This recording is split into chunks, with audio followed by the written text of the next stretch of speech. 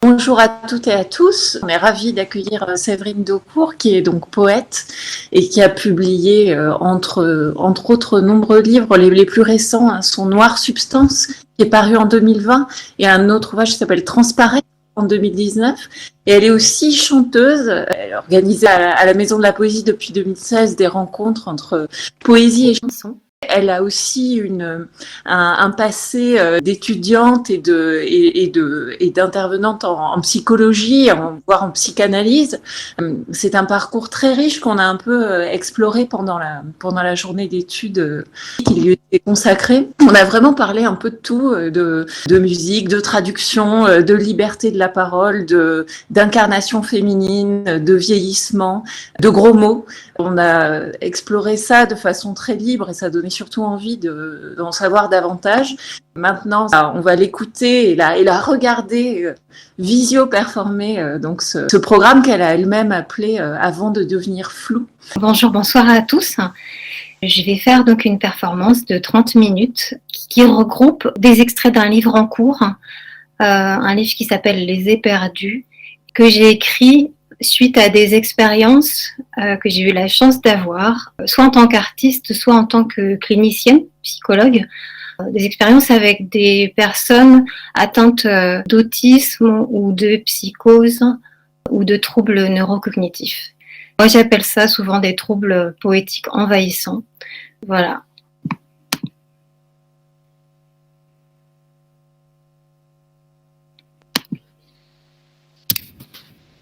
Sans envie,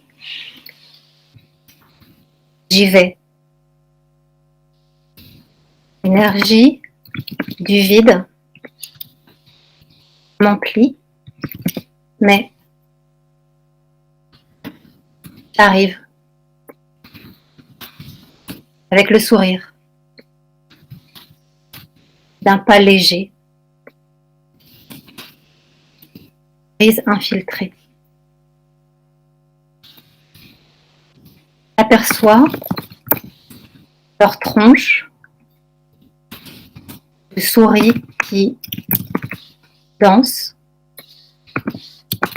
leur corps jonchant le sol, colossaux, cannelloni que je n'arrive pas à honnir. Il, elle, décochent leur regard cercueil en guise d'accueil. Palourde, se refermant à ma vue.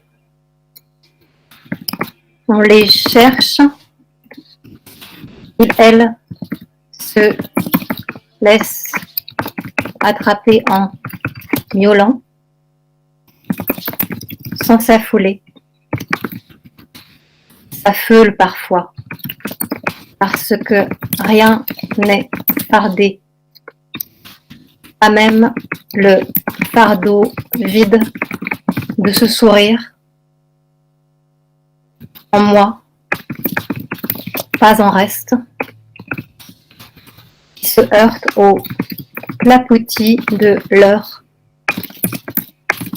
désir de faire à côté. J'ai le sourire. Je ne fais qu'escale. Tout arrive à m'amuser, en dépit de l'usure qui décore la salle. Ces escaliers, leur cage.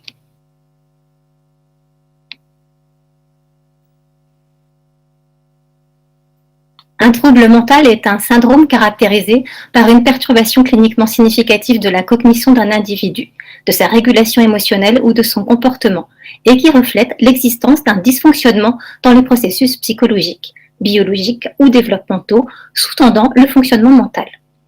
Les troubles mentaux sont le plus souvent associés à une détresse ou une altération importante des activités sociales, professionnelles ou des autres domaines importants du fonctionnement. Les réponses attendues ou culturellement approuvées à un facteur de stress commun ou à une perte, comme la mort d'un proche, ne constituent pas des troubles mentaux. Les comportements déviants sur le plan social, par exemple sur les plans politiques, religieux ou sexuels, ainsi que les conflits qui concernent avant tout le rapport entre l'individu et la société, ne constituent pas des troubles mentaux, à moins que ces déviances ou ces conflits résultent d'un dysfonctionnement individuel tel que décrit plus haut.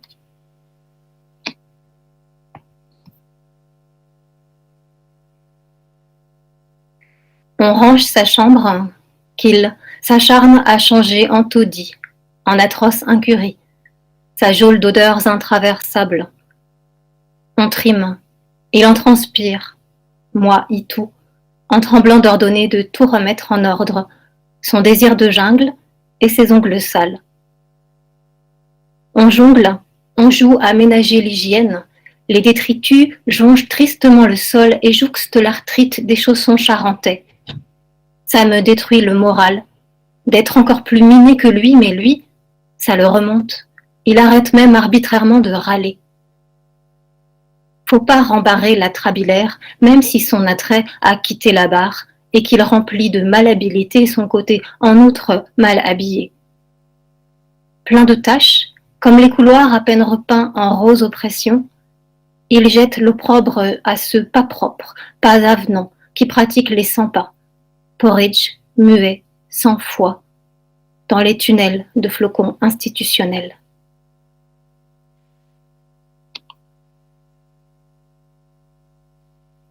Un diagnostic de trouble mental doit présenter une utilité clinique.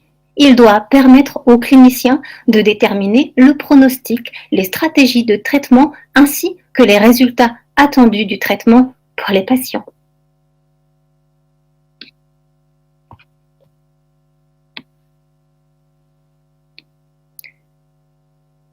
Elle pleure, sans pouvoir utiliser ses larmes, qui s'enlisent, à contresens dans le fond de la gorge, coincée sans doute au passage par une grosse boule inavalable, même si toute raison valable de vomir a cessé de s'épanouir. Elle monte me voir en courant. Son élan se heurte juste à rien. Elle me câline, sans mon aval, fait le coup à tous ceux qui lui arrivent, plonge dans leur cou, aveugle au dégoût qu'elle n'évince pas et qui coince chaque réponse d'estime dans une obscurité moite, contaminant les mains, repoussant la repoussante. Elle ne veut rien faire, perdue dans son désir d'anédonie, perdue aussi quand elle désire à demi. Elle préfère du coup se désister d'elle, se ruse sur l'ascenseur pour descendre plus vite à l'endroit de sa peur. Ce n'est plus elle, mais elle confondue à sa perception. Perfection du rocher où elle s'accroupit au cœur de l'océan. Exposée sans écran total, elle déchire son film protecteur, scénario terrifiant. La nuit est opaque, dans laquelle elle avance en douce vers un fauve ou un ours. Je voudrais deviner ce qu'elle tait. Reprendre ces mots les rendrait-il puissants? Jusqu'à nommer son monde? Repriser sa fêlure?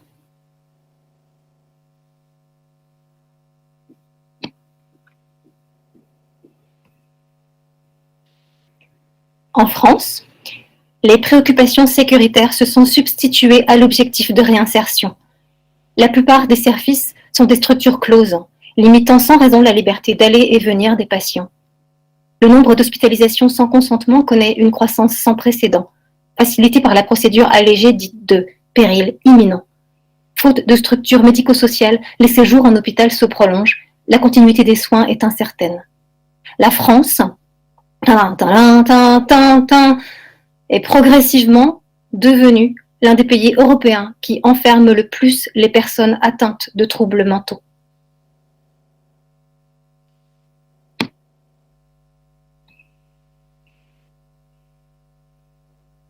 Il fait la gueule, ses kilos de manque dispersés autour de lui, sur le banc qu'il squatte, sa lagune. Il arbore une bague en pierre de lune,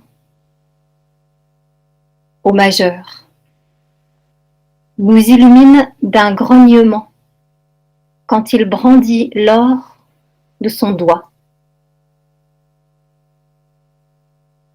D'honneur.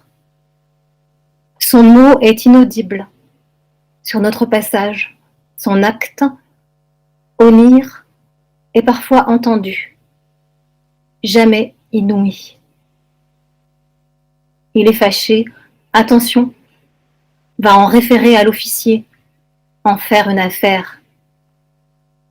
À force de descendre de ses chevaux, il perd sa majesté et sa force de nous persuader.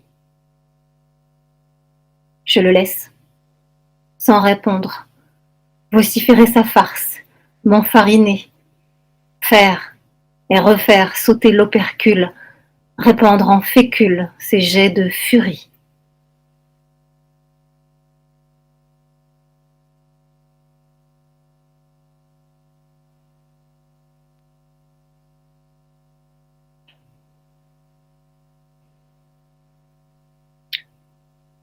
Il n'y a jamais de répétition,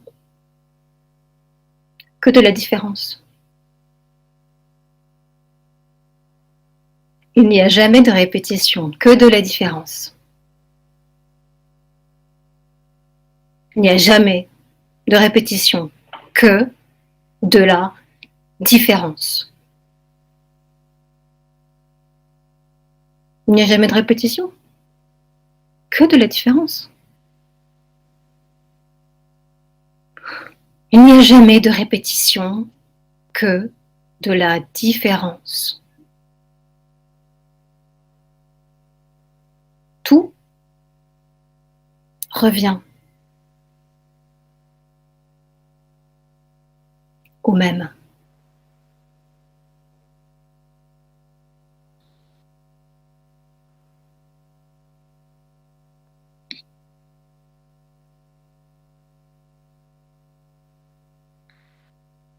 Tu es fermé, lèvres murées.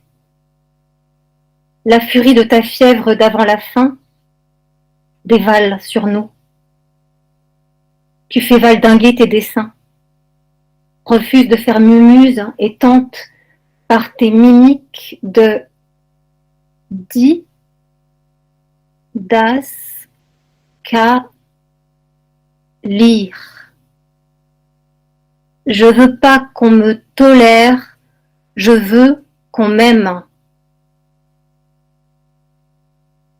Si tu pouvais remonter aux sources vaines de ta haine, aux jolies origines de ta faux folie, sans abus, j'affabulerais de quoi refaire une beauté à ta flamme.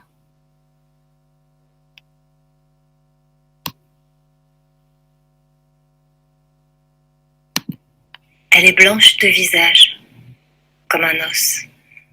Elle flotte légère sur la ligne de partage des eaux, horizon lisse de son trouble mental. Elle nage la brasse avec les yeux. Il n'y a jamais de répétition que de la différence. Dans le remous vert argile d'origine vaseuse, elle voise en prenant des pauses, en susurrant d'un air slave et suave. Je suis né en mort à vie. La vie capable et sans contre. Il tâche de toucher le fond, pousse un cri autorisé et, du pied, se projette loin de sa crise. Il n'y a jamais de répétition que de la différence. Boué oublié à la surface, au trouble, ils font la vase, s'y morfond. Je ne sais pas nager. Je ne sais pas nager. Je ne sais pas nager. Je ne sais pas nager. Je lui fabrique en accéléré une méthode abrasive de brasse coulée. Ton regard, regarde. Elle ne veut rien faire, perdue dans son désert d'anédonie, perdue aussi quand elle désire à demi. Il n'y a jamais de répétition que de la différence. Elle préfère, du coup, se désister d'elle, se rue sur l'ascenseur pour descendre plus vite à l'endroit de sa peur. Ce qu'il laisse dériver d'eux et d'elle, ce n'est plus elle, mais dans l'air. Elle confondue à sa perception, les ailes de leur vitalité déjà, perfection du rocher où elle s'accroupit et que rien et tout arrive au cœur de l'océan. Et puis l'identification de la psychose schizophrène. Je fais front l'éclair qu'un trouble du langage contre mes propres peurs. Experte en anesthésie locale. J'accède à son nez, leur désir écrasé de liberté, exposé sans écran total, bien dissimulé pour répondre au marché. Elle déchire son film protecteur, simulé, scénario terrifiant, la bonne voix et sans taper, enfin, de la loi du film dans son entier. La nuit est opaque dans laquelle elle avance en douce vers un fauve ou un ours. Il n'y a jamais de répétition que de la différence. Je la protège. Crois-je. J'épouse déjà son deuil à échoir. Mais non. Sa peur repousse mes bras, s'accroît et ouvre en grand son giron déchu de mère anxieuse. Je devine ce qu'elle tait, actionner son image dans la galactée. Reprendre ses mots les rendrait-il puissants, délirer encore et encore, jusqu'à nommer son monde, écoper le ravage, repriser sa fêlure, l'écluse. Je devise à l'aveugle car aussi je souffre, comme beaucoup, de talismanie, fronder la brume et jouir. Rien ne s'intercale dans notre échange dans l'écume. J'écale le silence en vain étalé. Les réponses attendues. La tristesse n'advient pas, ni même ne balbutie. Comme la mort d'un l'air feutré de la cave enlace son être rétréci. Par exemple, sur les plans politiques, je vois le lacis des flots alentour. Je la laisse y perdre, une fois de plus, la dernière pièce. Tout revient au même.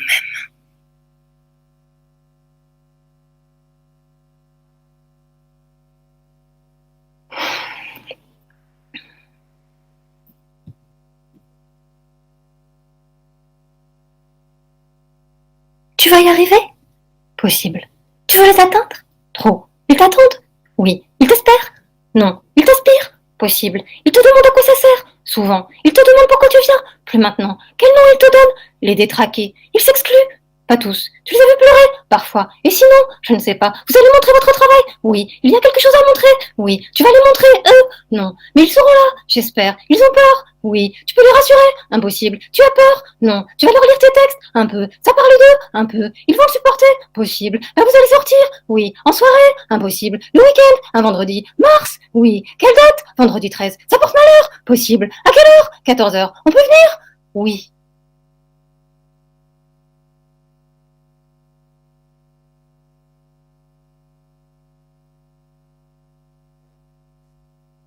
Tu recraches, sans tri, les mots connus racornis dans ta rate.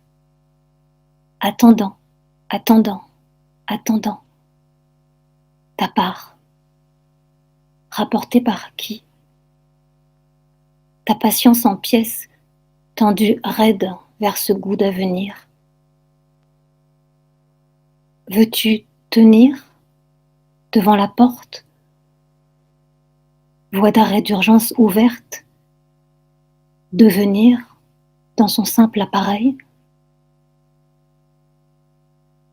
attendre l'apaisement du souffrir, pur moment perte d'identité née. Enfin, t'imagines-tu peut-être séparé de toi, auto-passion sans fin, muet en minerai mis à nu, en émoi. Disjointu désir est mort, mais trop tard, la dépossession vient jaisir, se fondre à la révélation. Une histoire d'atomes en plusieurs tomes et de nucléaire. T'es-tu abandonné? As-tu versé en un éclair dans la peur qui se déverse, ne te lâche plus? L'anxiété te lèche de ces flammes de chienne, ourdies pour te coûter cher. Un nuage s'élève en toi, ta lourde peine.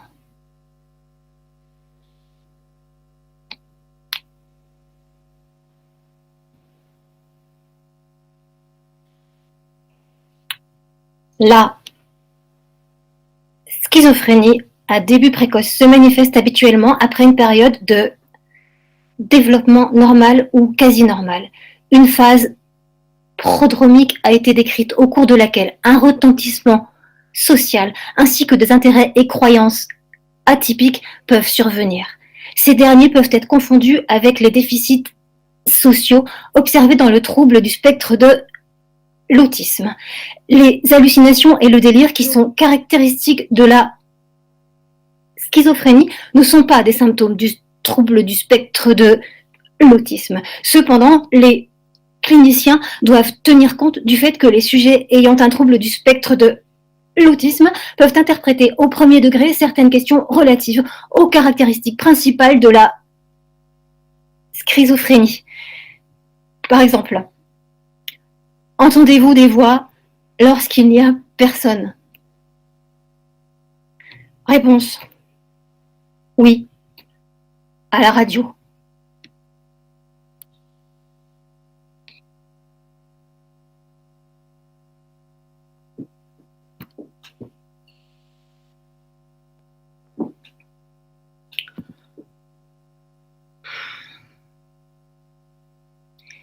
Dire que je n'ai pas toujours été plantée là, à ne rien faire que ressasser le passé.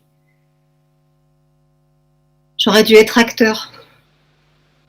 Quelle salade, vouloir travailler dans le spectacle. Cependant, il y en a qui tournent bien, pas que des vedettes claquant la porte d'une chambre pleine de chichons, mais les clampins du showbiz, pas de ça chez nous. Ces ados qui font des groupes de tintouins dans des caves aussi pas possible qu'un salon où tac des pots étiquettes, dépensent l'argent de papa pour leurs pépettes tout en attendant la gloire tomber un jour sur leur tête. Moi, j'ai arrêté l'école.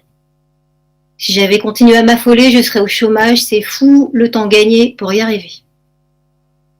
Je m'en fous de l'avenir. Moi, c'est au jour le jour. Je suis née fatiguée. Me lève la nuit noire, je ne vois rien, pas compliqué. Je me méfie de la lumière, la laisse aux autres et au tableau, aux frères parfois qui te l'offrent, mais méfiance. C'est comme la pub.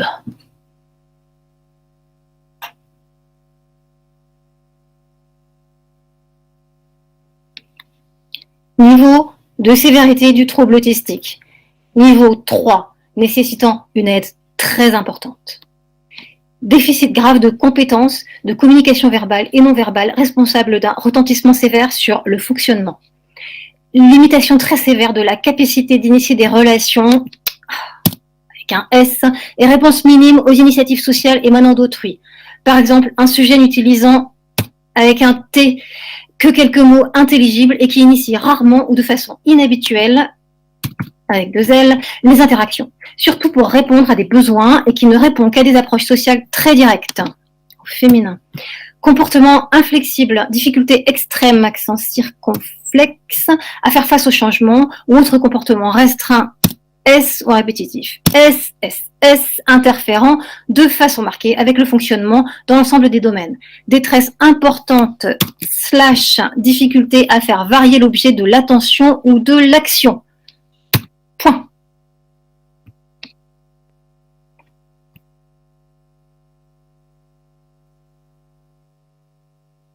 Dans un vaisseau fauteuil, il pilote son tour de manège en faussaire le long du parcours trop court au faux air de rallye. Il enrage, fait un petit tour de contrôle, même en tournant par rond, il parcourt son circuit fermé, connaît la formule qui fait d'un orage une échelle, c'est son rallye à lui. Il y rallie tous ses silences, ses cris. Il roule à fond, fin de savoir se faufiler en fait des caisses sans faille, évite les murs et les barres de seuil, gueule comme de loin un klaxon franchit le murmure du son. Sa presse ne nous donne pas le temps du confinement express entre 2 portes ou contre un mur, pas le temps de déguerpir à l'ombre de son passage en force. Il n'est pas sage et pose toujours, malgré son âge, la question du chemin à prendre. Je ne sais plus où aller. L'air étonné n'a pas appris. Il manie radautage géographique autant que discursif, radeau de mots, méli-méduse, papy roule à sa perte, chercheux, mamie font les manettes. Je l'accompagne, pousse, pousse, hop, hop, à l'accostage, il ralentit, je dis, freinez pas, je pousse. Il en doute, me sent dans son dos, gare à vous. Il s'étonne de sa déroute et je le gare, le force à larguer les amarres près du réfectoire. Il se marre. Je rirais aussi si, sur l'écorce, les tiges de ses bras, il n'avait ces bleus bizarres et sa maigreur inimaginable.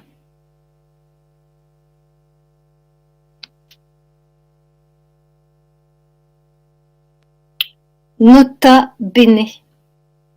Les sujets ayant, selon le DSM-4, un diagnostic bien établi de troubles autistiques, de syndrome d'Asperger ou de troubles envahissants du développement non spécifiés doivent recevoir un diagnostic de troubles du spectre de l'autisme. Chez les sujets ayant des déficits marqués de la communication sociale, mais qui ne répondent pas aux autres critères du trouble autistique, l'existence d'un trouble de la communication sociale problématique doit être considérée. Spécifié ici, avec son déficit intellectuel associé, avec son altération du langage associé, avec une pathologie médicale ou génétique connue, un facteur environnemental, note de codage, utiliser un codage d'une pathologie associée à un autre trouble de l'ordre mental ou comportemental, note de codage, utiliser un ou des codages de avec catatonie se réfère au critère de la catatonie associée à notre trouble mental, c'est page 146 pour la définition de note de codage, utiliser code additionnel 289 pour la catatonie associée au trouble spectre de l'autisme pour atteindre la présence d'une catatonie morbide.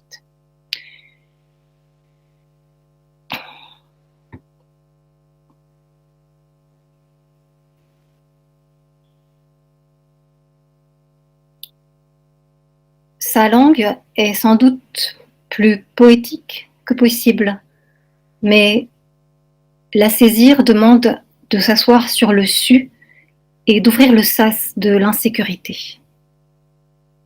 Son incapacité l'incite à la cécité. Il simplifie les rapports qui lui apportent moins que rien.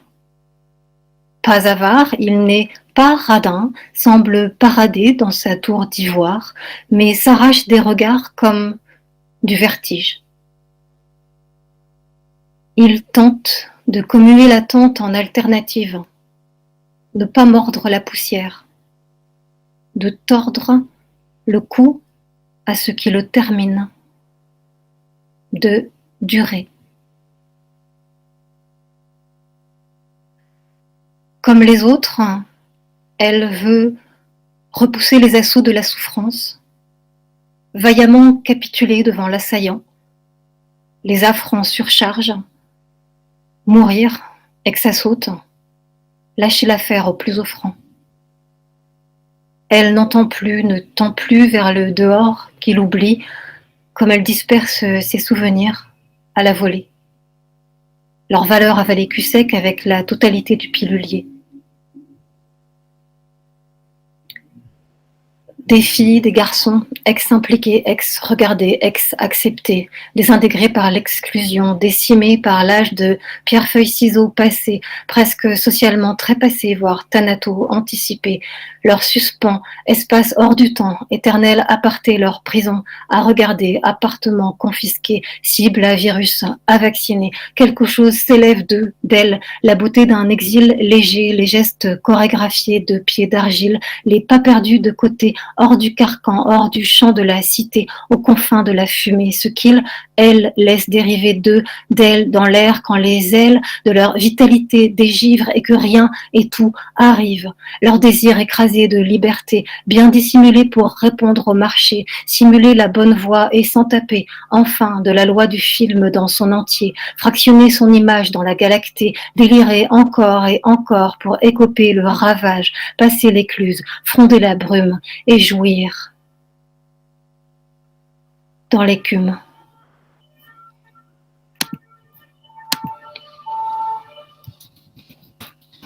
Je leur écris pour transpercer leur surdité. de la pointe de la mine. Des questions sur du papier. Il, elle, y rétorque sur la même tonalité, introduisant leur réponse, un sursaut, soupir, qui a l'air un étouffement qui me fait raviser. La prochaine phrase va-t-elle les tuer?